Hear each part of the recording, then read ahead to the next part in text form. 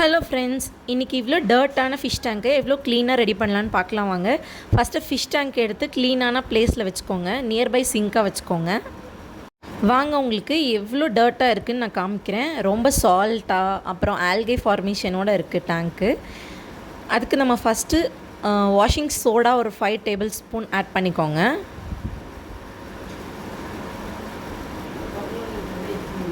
தென் உங்களுக்கு ஃபேவரட்டான washing liquid ஒரு 5 டீஸ்பூன்ஸ் ஆட் பண்ணிக்கோங்க. Then mix it together. Next fill பண்ணிக்கோங்க, டேங்கை ஃபுல்லாக வாட்டர் ஃபில் பண்ணிக்கோங்க.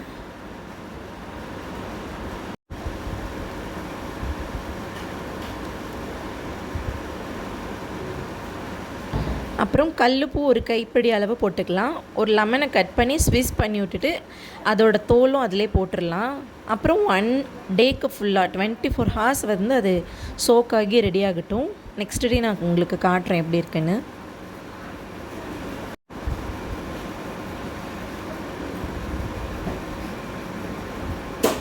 இது நெக்ஸ்ட் டே மார்னிங் நான் எடுத்து க்ளீன் பண்ண ஸ்டார்ட் பண்ணது.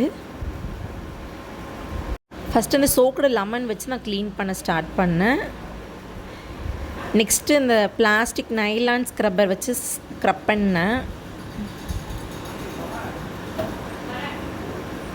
ஃபுல்லும் வாட்டர்லாம் நீங்கள் ட்ரெயின் பண்ணிட்டீங்கன்னா உங்களுக்கு க்ளீன் பண்ணுறதுக்கு ஃபஸ்ட் ஈஸியாக இருக்கும் ஃப்ரெண்ட்ஸ்.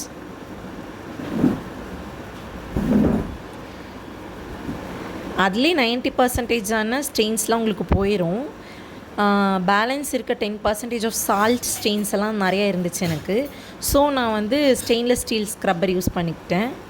நெக்ஸ்ட்டு இந்த ஃபில்டர் அப்புறம் இந்த ஆர்டிஃபிஷியல் பிளான்ஸ் எல்லாம் நான் நல்லா வாஷ் பண்ணி வச்சுட்டேன். நார்மலாக வாஷ் பண்ணாவே அது போயிடும், நல்லா க்ளீன் ஆகிடும்.